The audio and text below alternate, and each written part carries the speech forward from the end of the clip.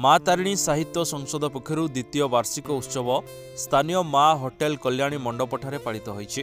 बनमल्ली बनरे मौड़ी जाउथवा लोकलोचन को आसी पारु नथिला एही तारिणी साहित्य संसद द्वारा अनेक लेखक कवि परिचित होई परिछंती।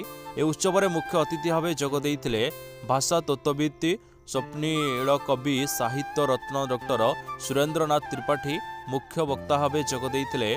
मातृभाषा ओडिया और इंग्राजी भाषार सुनामधन्य कवि इंजीनियर सुशांत कुमार बल, स्वतंत्र अतिथि पंडित डॉक्टर निरंजन साहू और सम्मानित अतिथि रूपे श्रीयुक्त बाबाजी चरण दास और अन्यान्य सदस्य वृंद उपस्थित सर्वप्रथम दीप प्रज्वलन करी विभिन्न पुस्तक गुड़िकर लोकार्पण करते।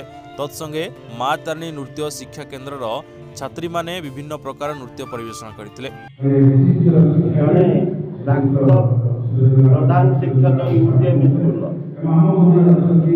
शिक्षकता थिला पर सेना पेशा किंतु साहित्य साधना थिला पर दिशा से दिशा बल केते 7 खंड बही प्रकाशित मोर हो जाइछि आउ 3 खंड बही अप्रकाशित अवस्था रे अछि।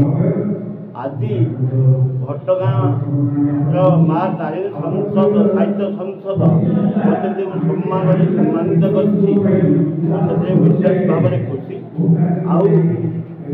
तारिणी साहित्य संसद मात्र 2 वर्षर अनुष्ठान हेले चिंताधारा दे साहित्य चाषे अग्रणी हो चली तार उत्तरोत्तर उन्नति कामना करुच्ची तार कर्मकर्ता मानक विशेष भाव में बधाई जनाऊँ।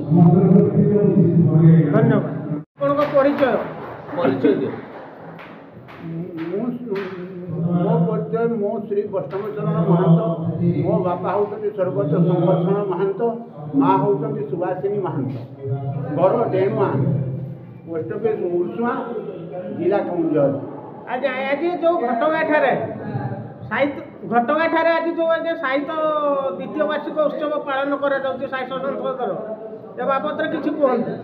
आज्ञा ये साहित्य संसद संपर्क में कहवाक तो अनेक कथा किंतु गोटे कथा ये साहित्य संसद जो आम भाया मफसल मान जो कवि सब रही लेखक सब रही से चेष्टा कर बाहर को आसी पारना ये संसद से समर्थना कराऊँगी जहाँफल निजर जो लिखबार सृजन शक्ति जोटा रही से शक्तिटा बढ़ेबारे ये साहित्य संसद साहाय्य कर।